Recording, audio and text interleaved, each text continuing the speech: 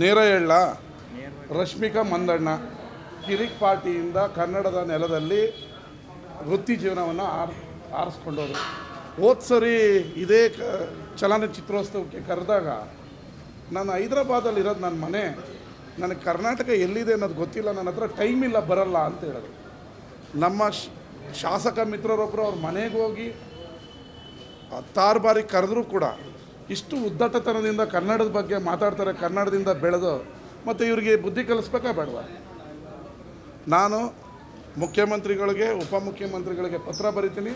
ಇವರು ಸಬ್ಸಿಡಿ ಏನು ಸಿನಿಮಾ ರಂಗಕ್ಕೆ ಕೊಡ್ತಾಯಿದ್ದೀವಿ, ಆ ಸಬ್ಸಿಡಿ ಅದನ್ನು ಪರಾಮರ್ಶಿಸಬೇಕು.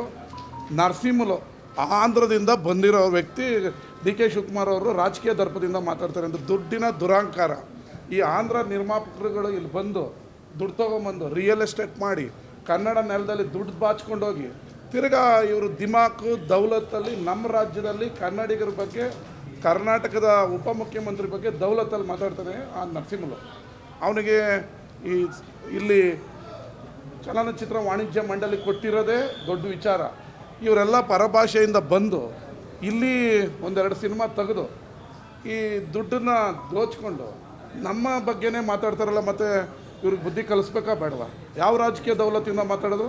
ಕನ್ನಡದ ಭಾಷೆ ಕನ್ನಡದ ನೆಲ ಬಗ್ಗೆ ಕರೆದ್ರೆ ಇವ್ರುಗಳು ಬರಲ್ಲ. ಏನು ಮಾಡ್ತಾಯಿದ್ರು? CCL ಮ್ಯಾಚ್ ಆಡ್ಸೋಕೆ ಬಿಟ್ಟಿದ್ರಲ್ಲ ಮೊನ್ನೆ.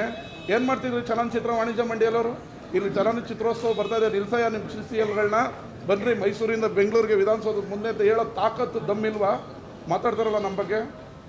ಬಾಯಿ ಮುಚ್ಕೊಂಡಿರೋ ಕೇಳಿ ನಿಮ್ಮ ವಾಣಿಜ್ಯ ಮಂಡಳಿ ಅಧ್ಯಕ್ಷನ. Last warning D K Shivakumar ಅವರೆಲ್ಲ ಕೊಟ್ಟಿರೋದು. ಕನ್ನಡಿಗರ ಪರವಾಗಿ ನಿಮ್ಮ ಚಲನಚಿತ್ರ ವಾಣಿಜ್ಯ ಮಂಡಳಿ ಅಧ್ಯಕ್ಷರಿಗೆ ಲಾಸ್ಟ್ ವಾರ್ನಿಂಗ್.